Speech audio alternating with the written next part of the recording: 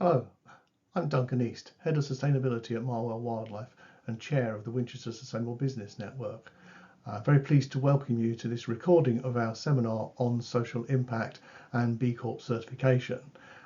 We're always very interested in your feedback, so if you could scan the QR code on your screen or copy and paste the link into a browser, we'd be grateful for any feedback you can give us on this or any other webinars that you have viewed, or indeed anything you'd like to see in the future, or if you'd like to present at one of our webinars. So if you can either scan the code or copy the web link, that would be great. We're very excited about the programme from this webinar, with a number of speakers from local B Corp certified companies and a talk about the B Corp certification process itself, and also talks around social impact and the value to both your business and your local communities of measuring and managing your social impact. Also very much like to mention that if you haven't found this video via our video library on the Carbon Footprint page and YouTube, then do please go and look it up and look at some of the previous events that we've held and the recordings of on a whole range of topics, and indeed any future events will also be on that screen. So thank you very much. I hope you enjoy.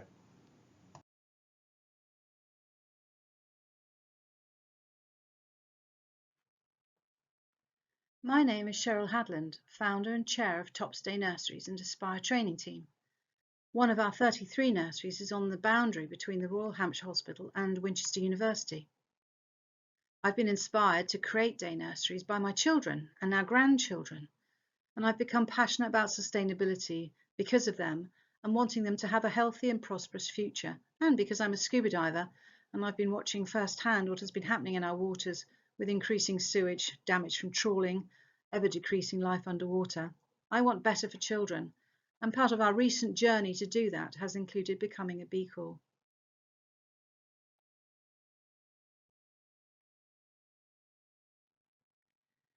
I went to a very inspiring event up in London where they talked about B Corps, and we looked at companies that had already got the B Corp and companies such as Patagonia, and I was very impressed with what they'd been doing, and I thought it was in line with what we were trying to do as well in our ethos. I think being a B Corp builds trust, and very importantly, attracts the type of customers that we're wanting to attract, and also the staff that have a sustainability ethos. And I thought it also might help with networking and sharing the journey with others, because in sustainability, we all learn from each other and build on what we can do in that direction. There are, of course, other standards that you can do, and they all have advantages and disadvantages. But certainly B Corp at that point seemed most attractive to us. The process of getting B Corp was incredibly onerous. The 200 questions with multiple different answers to work out were really quite challenging, and I had to have the whole director team on each doing their specialty to try and work out where we were when trying to self-assess ourselves. And then we had to identify our evidence, build up evidence in some cases, upload it all to the relevant place, and then followed discussions and prioritising of what actions we were going to do next to improve our score. Although we did find it relatively easy to get the minimum score required, which was 80, we were up in the hundreds, but actually evidencing that proved to be more of a challenge than we were expecting. The initial journey in B Corp was actually very reasonable. It was really our time that was the cost, because you can access the B Corp lab, all the questions and the answers online for free. And it was only when we were actually ready to submit that we had to pay the £250 initial submission charge. And then we had the turnover fees, which are quite high, particularly if you've got a high turnover but a low profit or EBITDA. So it was quite hard the first year, which was before COVID. But then subsequent years, it was incredibly expensive. And of course, in subsequent years, B Corp don't do very much. It's really up to us as owners and directors of companies to do all the work, to update our plans, and then pay this huge amount of money. So for us, we were talking about £11,000 a year just to retain our status, which we found incredibly hard. Rumour had it that you could offset your charitable donations against this, but I subsequently found out that was not the case. So it was quite a challenging process. It was very onerous, 200 questions in a lot of detail, was very bureaucratic. And also we found it not very transparent in trying to work out why we were scoring high for some things and not for others. Some of the language was very Americanized, didn't really apply to our business.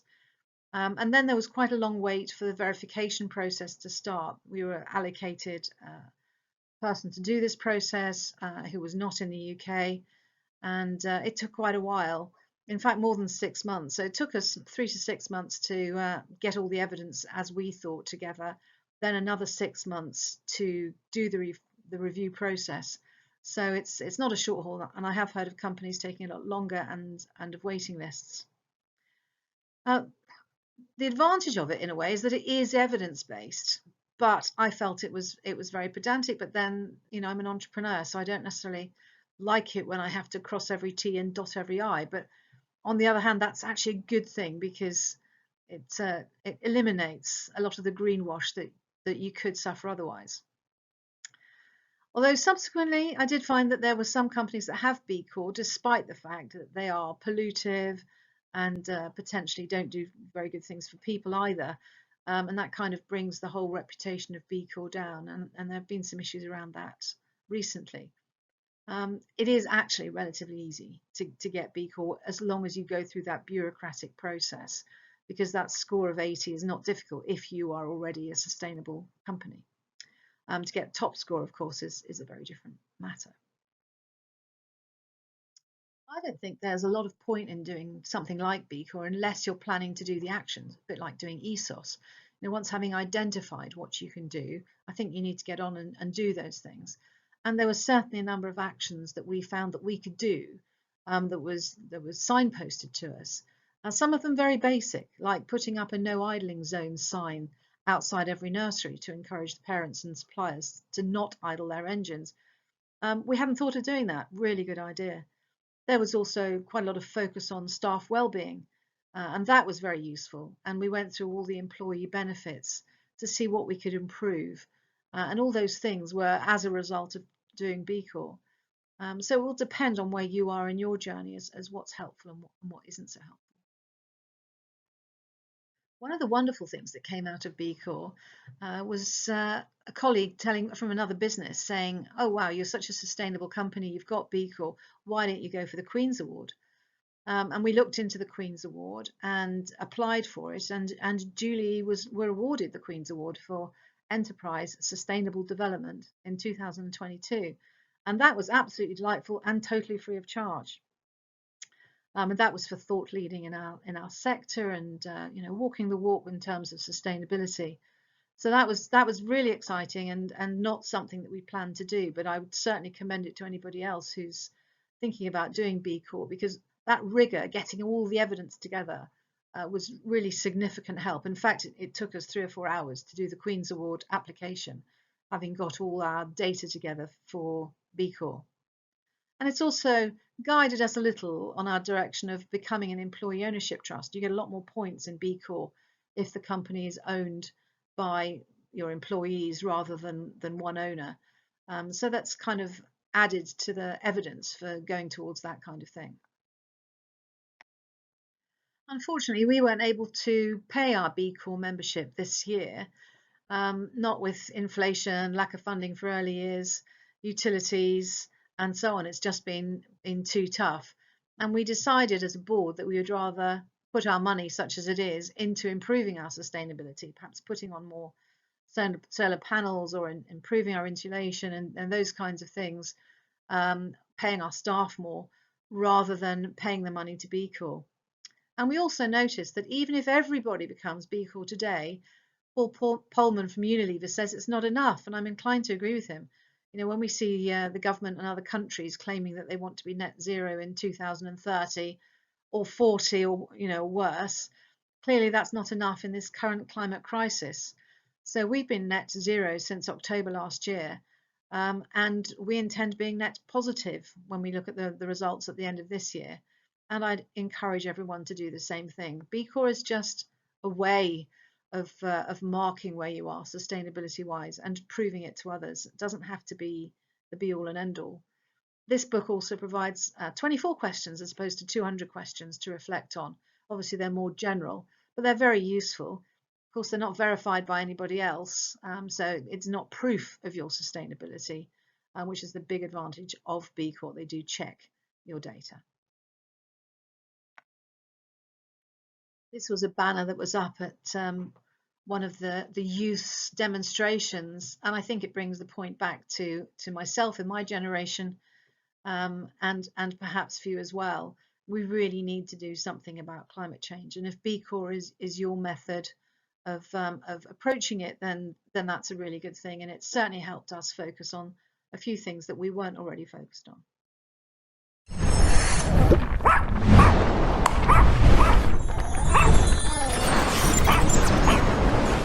Hello everyone, my name is Nat and I am from the Professional Association of Canine Trainers, and I've got a short presentation today just going through the PACT journey to becoming a certified B Corp and why it's important to us and how it influences our decisions and our activities and operations on a day-to-day basis within the business.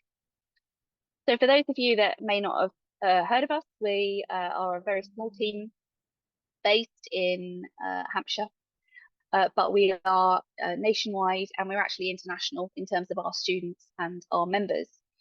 And the point of PACT is to teach people that want a career in dog training how to do that ethically and effectively, considering the welfare of the humans and dogs that they teach, and also considering the wider environment and the impact that their business may have on the planet.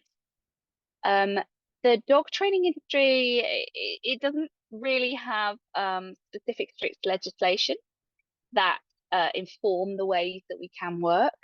And the ABTC is an organisation that is attempting to bring standardisation to the quality of service that people can expect when they go to a dog trainer.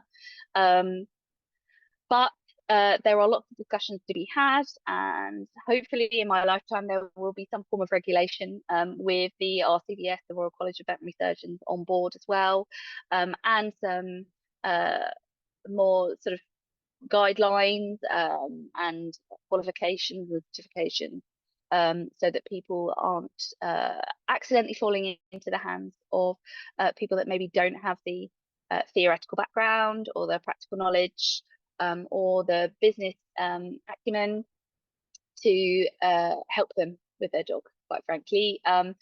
There are unfortunately lots of people out there that are very famous on social media or TV or just in their local community, and they pretty much set up without any credentials that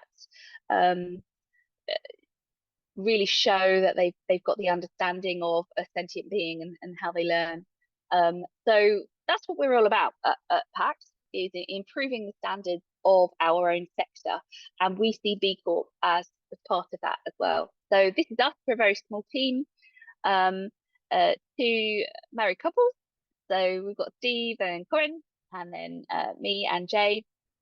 We all bring to the company different skill sets, whether that be in dog training, marketing, mental health support and well-being, academia, teaching, general people skills, and Jay is also a chartered environmentalist. So it makes sense to us that, one, we're all friends, two, we're all business partners, and three, we went for an accreditation that really show the rest of the sector and people that come to us to learn from us that we take the environment very seriously.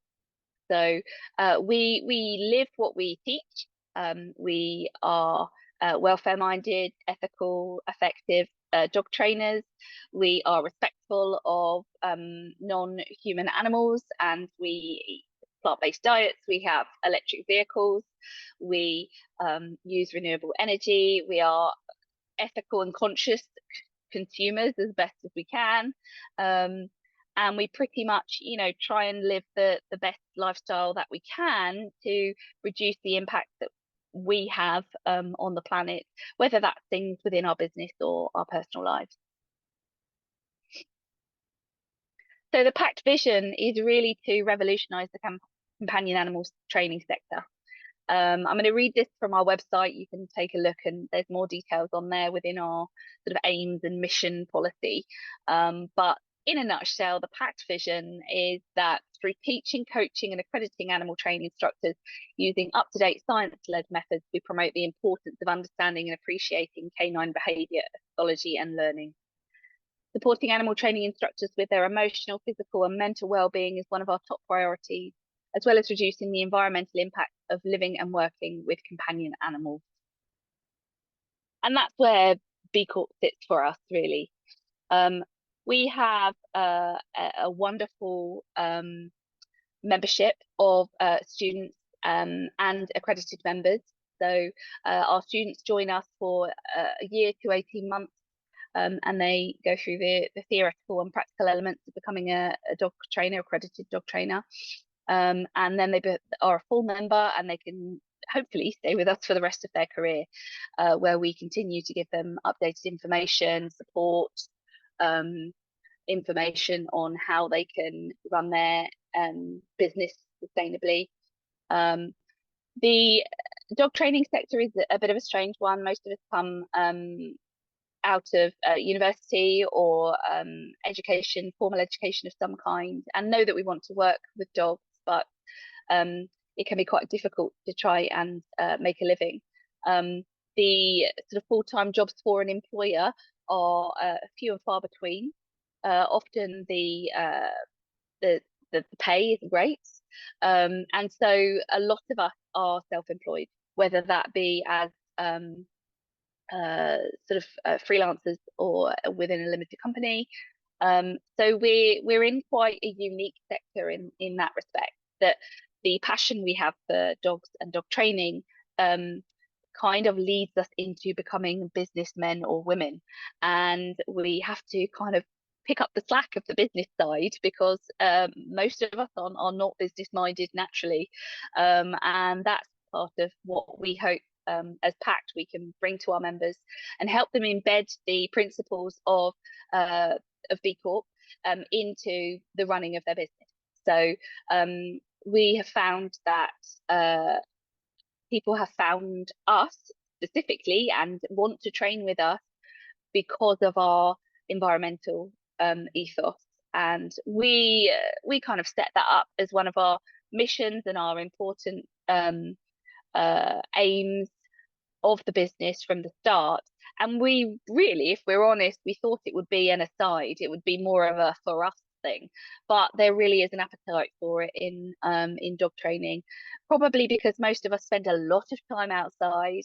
A lot of us are conscious of our impact on the natural world as dog walkers. So dogs can have, if they are allowed to, have a huge impact on natural wildlife populations.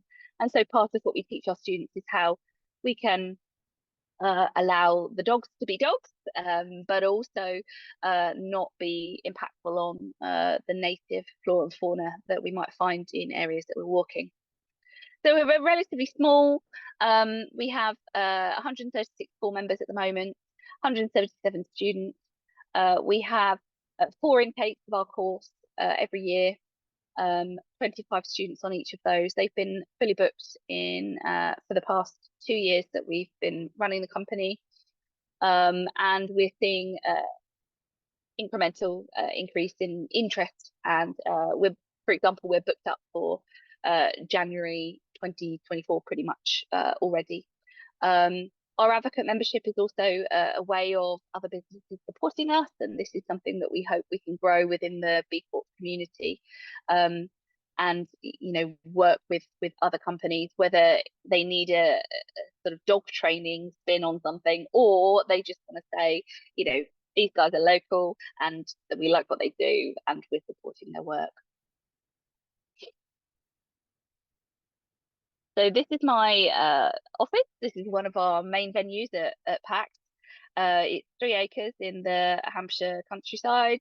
Well, it was a lot more countryside. Just see the houses as we go round. And all of these hedges that you can see, we planted. So that was 1,300 little tiny whip from a woodland trust grant, and now 5 years on, they're thriving. This used to be equestrian use. So the grass was very enriched. It was pretty much just a horse paddock, and we have really improved the area for wildlife. We've put in chickens, and that the place is brimming with dragonflies, damselflies, lots of different species of birds. This is our outdoor classroom, so when our students do come and learn with us, they're in that kind of outdoor environment, surrounded by nature, which, as we know, is good and conducive for learning. And really, this all happened before our B Corp journey started. So we were really kind of the right mindset with environmental impact and improving areas for biodiversity. That's the River Hamble there. You can see that we kind of flagged across, and I think that we have kind of done our bit to improve the area as much as we can for wildlife.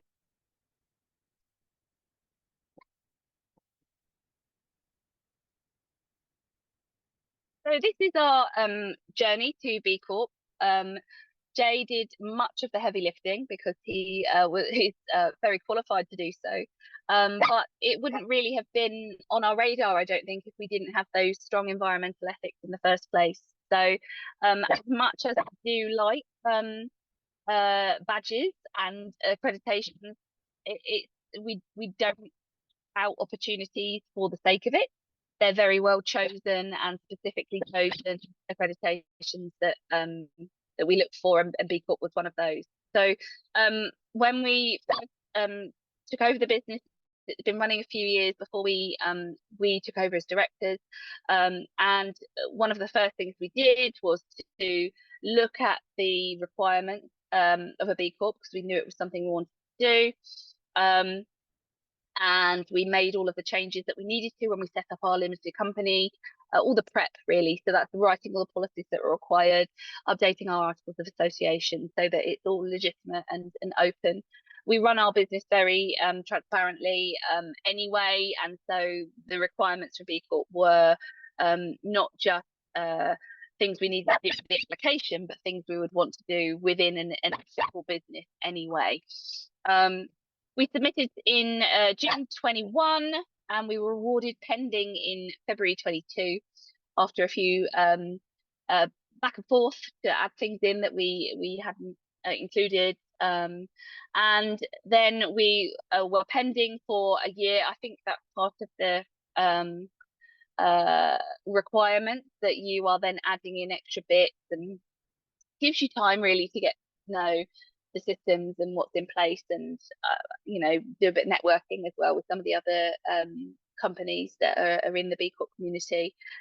We submitted our final paperwork in May 22, and again, a few more backwards and forwards and some meetings with our external verifier, and we were awarded in April 23 when we had lots of champagne. So that was good. Well, Prosecco.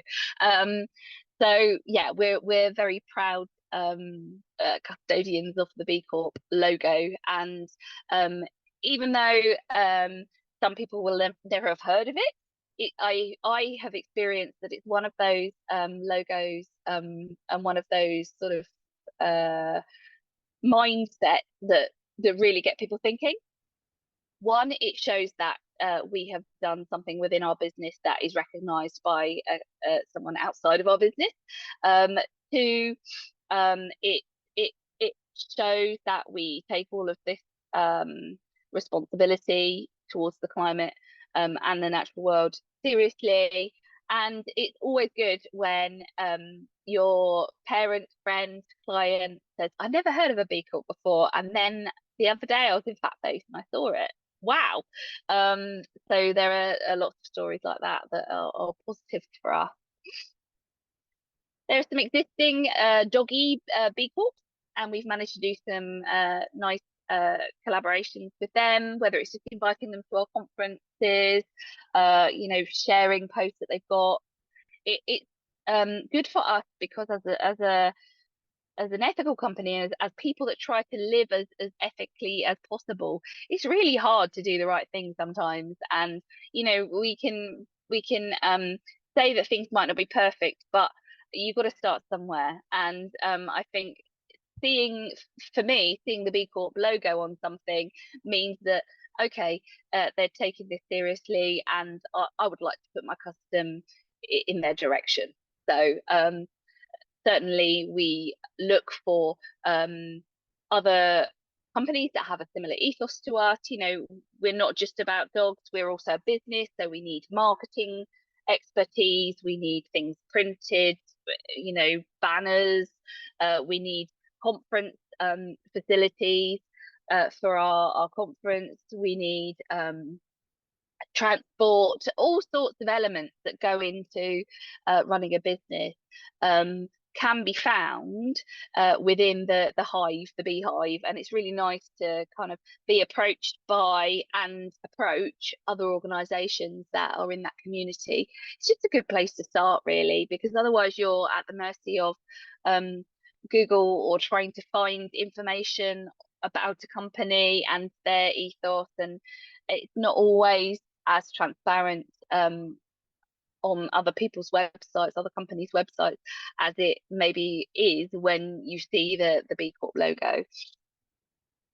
So these are our main products, and I'm being entirely honest, it's just a way of us showing off our lovely dogs. So our main course is the Canine Training Instructor course. There's Fish there and Corinne with her lovely Peaches. We're also about to start a behaviour technician course as well for those wanting to delve into more complex behaviour problems and be accredited for that. Again, Peachy on the left and my terrier Mouse on the right.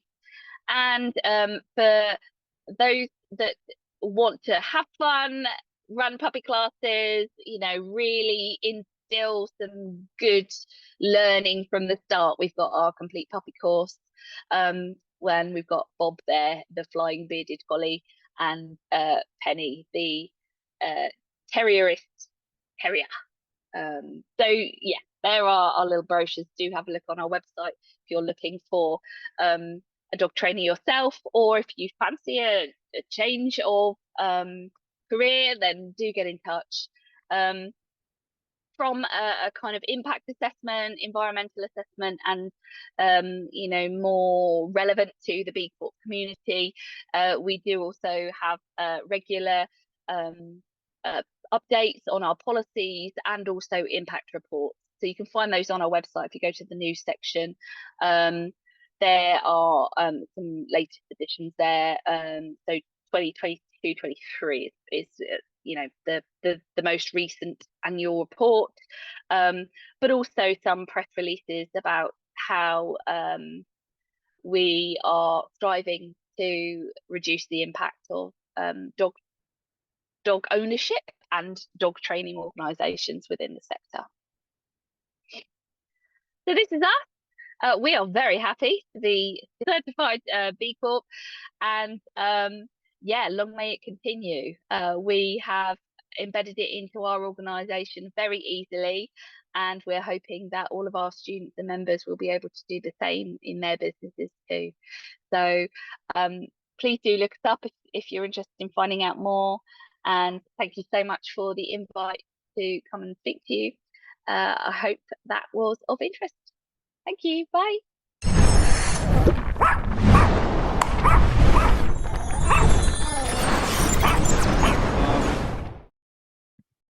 And we're recording as well. Let's kick off in terms of what we're going to cover.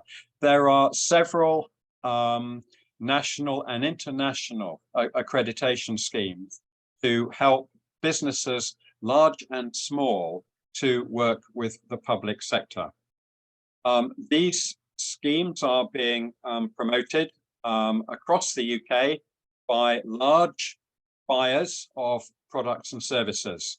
because they know that within the next 2 years, small firms that they would love to do business with, like yourselves, will need independent accreditation for environmental or social value, or both, in order to do business with these larger procurement bodies. And they can range from PLCs to charity organizations to central government or even local government bodies. To take an example, Brighton and Hove City Council, they have a budget every year for £400 million spent on local product and service providers. That's a lot of money, £400 million. Typically, it's 40% of gross domestic product across the UK, which is hundreds of billions of pounds. And even smaller local authorities like Worthing have got £40 million of taxpayers' money, your money, to spend on local products and services. And they want to do 25% of that with small firms. So it's really important for you to try, if you can, to explore this topic in more detail in preparation for statutory requirements being laid on them to ensure that you are eligible to work with them in the future. Just by way of background, 12 years ago, I recognized the legislation was changing. It was something called the 2012 Social Value Act. And when I saw that coming, being approved on legislation, I attached myself to one of these accreditation bodies I'm going to talk about today and share with you that journey. Suffice it to say that more than 50% of my revenues have come as directly resulting from that accreditation. And to give a small example, for the last 10 years, I've been working with 3 universities, Brighton, Portsmouth, and Liverpool, providing funded services. So they pay me to work with small firms because I've got this accreditation. They paid on time, it's regular money, and they renew my contract every year because of my accreditation. So just wanted to give you an example. And accreditation means having some sort of certificate, which I've showed with you on this screen there. What's it meant for me? Well, every day I receive 1 or 2 tenders. They range in size from £25,000 to £250,000. I can't cope with that. I'm a one-man band, but I do send them out, forward them to my accredited clients, and they take advantage. So there's a lot of work out there which you may not be aware of, but if you actually enter this world of accreditation, could be interesting for you. I've been contacted by news media on a regular basis, especially recently, now that ESG is becoming more important for the economy. I've had local graduates from Sussex and Brighton University working for me free of charge, because the universities every summer have been giving me £3,000 to pay them to support my business activity. And I usually give them work around promoting environmental and social value standards to local small enterprises. They give me grants. I've had business with larger organizations, and as a result of my accreditation, I've also received a number of awards which result in free marketing by third parties. So is it too good to be true? No, it's not too good to be true. It does work from personal experience. What do you need? Well, it's really simple. They're asking for small firms to make clear and evident how they support local communities. Most people have got community networks. Some people do really valuable volunteering, either with schools or charities. Some people help charities raise money. Some people recruit and train students and apprentices. All these things add social value. And if you're able to record this and provide evidence for this, especially on your website, as part of your good business activities, that will endear you to receiving opportunities from public funded bodies. So all these things, a lot of these things you might be involved with, a lot of these things you're doing. On my website, I've got a list of activities which enable people to see what I'm actually doing, or either environmental conservation wise or social value. And indeed, something small such as giving a graduate workplace experience once a year in the summer adds real social value. And I list those things and put evidence on my website. But don't be afraid of starting to be less modest and starting to be boastful about your social or environmental activities. And really what these bigger buyers are looking for is to see what they've got in common with you, because there's an awful lot of things you've got in common with them. You both, everyone wants to be competitive, to abide by legislation. That's the governance bit. So part of your websites, it's really important to show that your policies and procedures are kept up to date and meet necessary government legislation activities, such as equal opportunity policies and procedures, diversity, inclusion, environmental. It also helps for you to indicate that you've got some sort of risk management processes in place. And all these things are really just good business. So being good business means you could attract more people to you, either staff or subcontractors, and it's attractive for customers. So bear all this in mind. It really does work operationally to your advantage. What are the legislation standards? Well, I'm referred to the 2012 Social Value Act. That has been beefed up just recently, 2021, to incorporate additional requirements for public procurers. I'm going to talk about those requirements now, but in a summary form, it means that buyers of SME services and products must be able to demonstrate that those service providers and product providers meet eligibility criteria around environmental and social value. Here's an example. I've just taken a screenshot taken recently from a tender that came my way. This screenshot is asking me, if I want to bid for this work, to demonstrate that I have either a disaster recovery plan in place or a business continuity plan. What that actually means in simple terms is that you are able to list the main risks related to your operational activities and list underneath each risk the mitigating factors as to how you will overcome that risk. That is it. My business continuity plan is on one page. On my website, I give free advice with a short video and a checklist on business continuity planning. Please take advantage outside of this webinar. Take a look at that, because it's not complicated and it doesn't require you to spend much time, but it is good operational risk management. And every year I update it, and people that I do business with receive a copy. Here's a further eligibility criteria. It's asking me, have I got an environmental policy and an action plan? And indeed, I'm working at home in a bedroom, but I still have heating, and I reduce my heating, and I list how I'm reducing my heating and saving myself money. I have waste, that is related to documentation. I have disposal activities. And there are a number of other things that I do with local charities to promote environmental conservation. So all these things I can provide evidence for. It's not just about having a policy and a procedure in place now. We need to be able to show evidence of our activities. I'm sure you can do that. It just needs to be recorded. And let me emphasize that social value is something which I know you're already doing.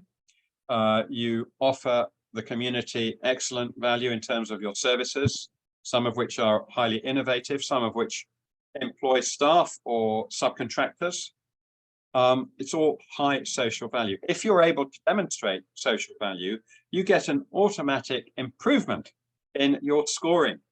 It's usually a minimum of 10%, but I've seen tenders in the last few months telling me that the evidence of social value increases my score level of 20%. So this is a really important area for you to consider creating evidence around. The standards vary enormously. Some standards are related more to big businesses than small firms, particularly ISO, International Standards Organizations, which has a raft of different standards related to different areas of environmental and social activity. Some small firm standards are more holistic in their approach, and they encompass a whole range of operational activities for a small enterprise. And I'm aligned to one of those standards. So do please consider across the board, there's options to be considered, be taken, but choose a standard that is related to your business size and your sector. Standards cover a wide range of operational activities, as I've mentioned. This particular standard covers the way you hire and train people. It looks at whether or not you have ethical principles being applied. It looks at whether or not you are responsibly marketing, not making excessive claims for what you can do and engaging with the local community. It looks at your employability for taking people on board. It looks at whether or not you have some sort of purpose level mission in your stated objectives. And finally, at the way you manage risk.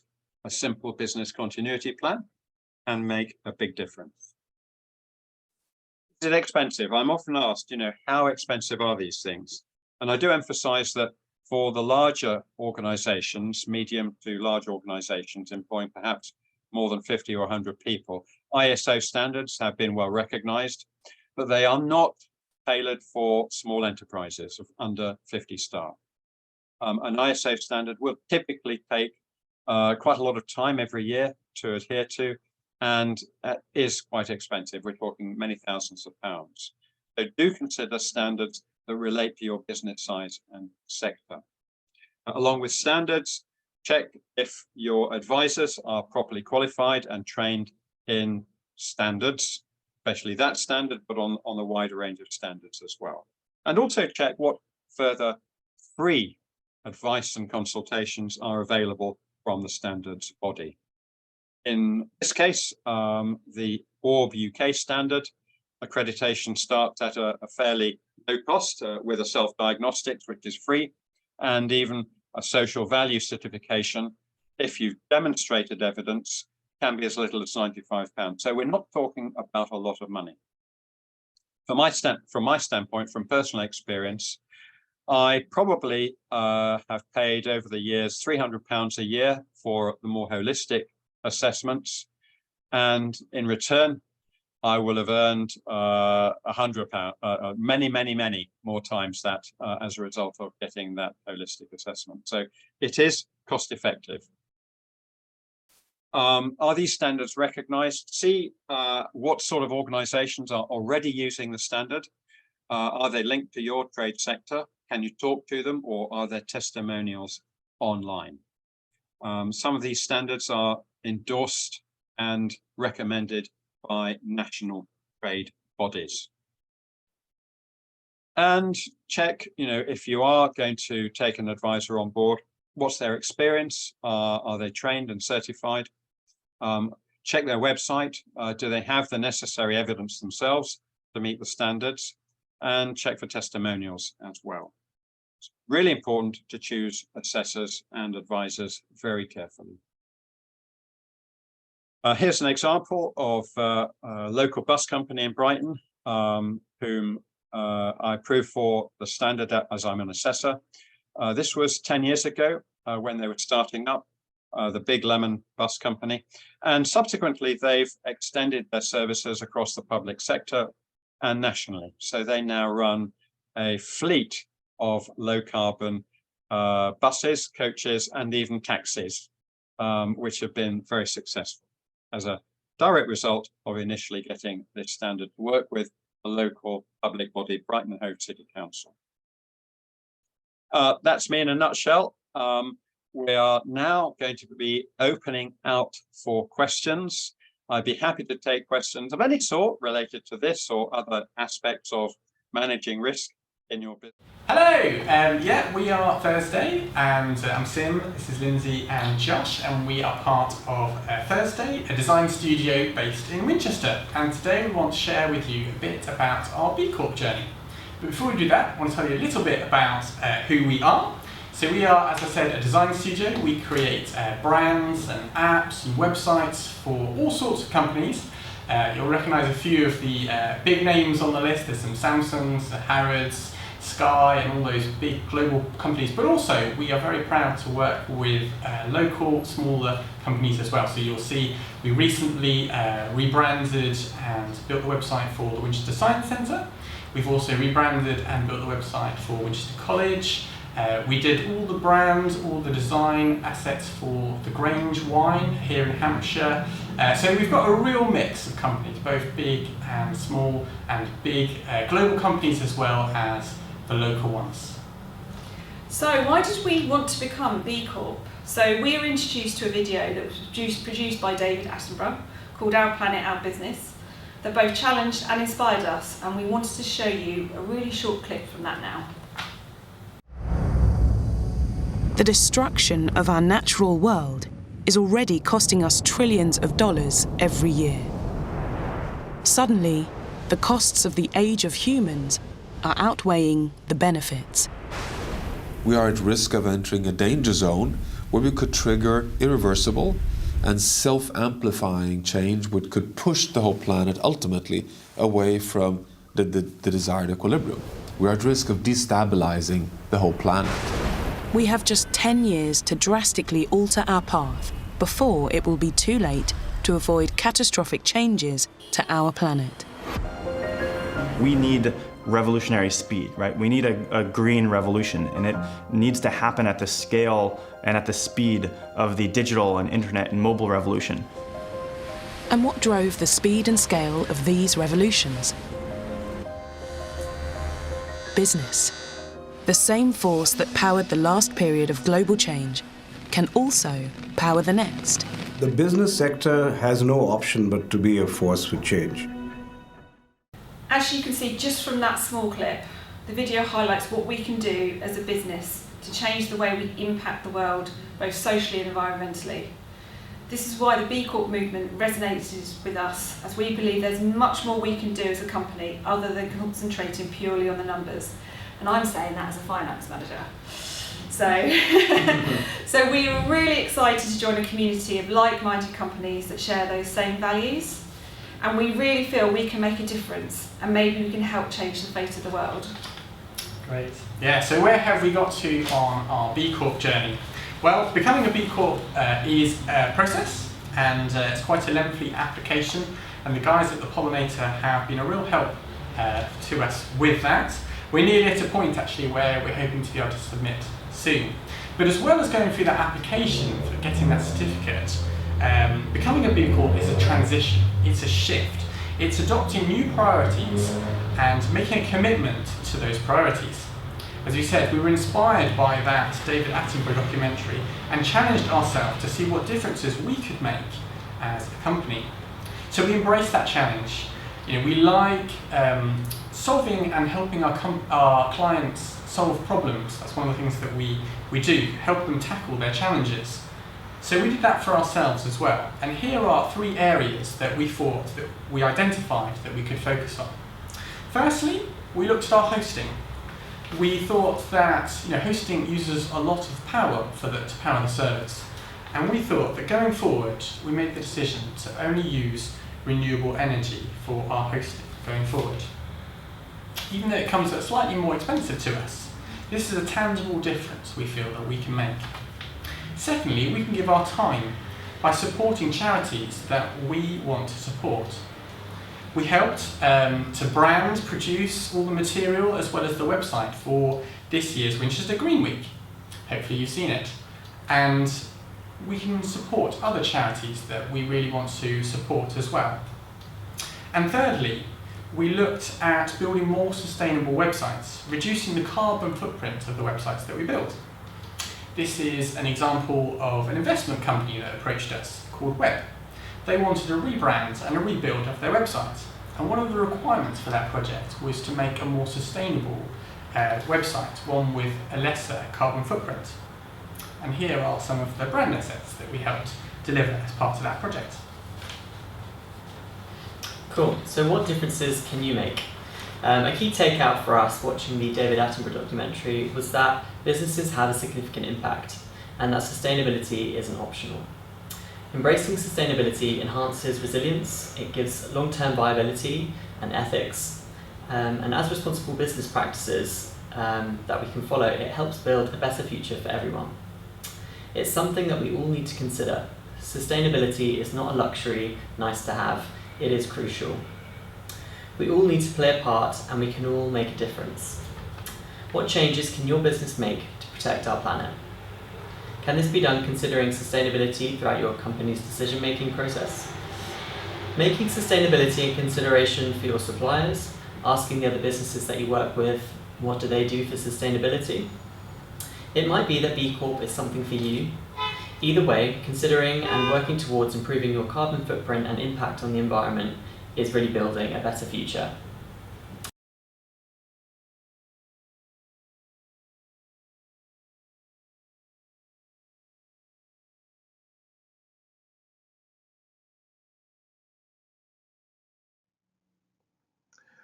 Hi, thank you for taking the time to watch this recording of our webinar. I hope you enjoyed it. Once again, we do really value your feedback, both on the current webinar and on topics you'd like to see in the future. And also if you'd be interested in presenting at one of our future events, or indeed hosting a live event at your premises if you've got something you'd like to show off to our members.